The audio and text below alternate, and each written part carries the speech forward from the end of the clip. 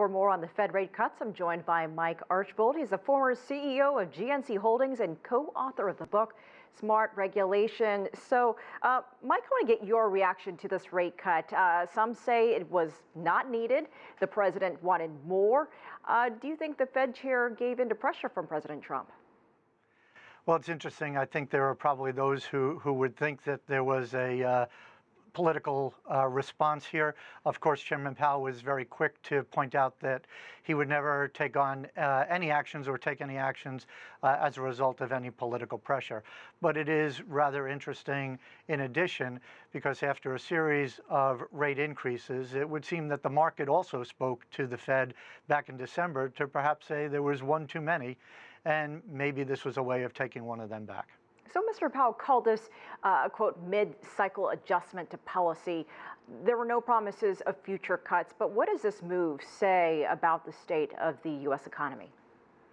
I think it's interesting, and I think the U.S. economy continues to grow.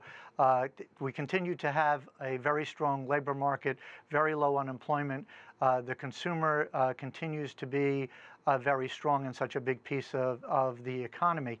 I think the chairman was wise to say that there were no guarantees going forward. I think the market was looking for an emphatic position one way or the other. On one hand, looking for this was a one and done, or the so-called mid-cycle adjustment, which seemed to spook the markets a little bit.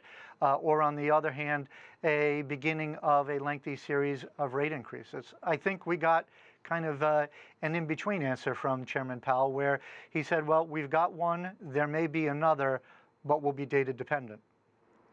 We heard him also touch on the U.S.-China trade talks and the state of the global economy. What is your take on the effect this will have as markets open in Asia tomorrow? What will this signal to the world, rather?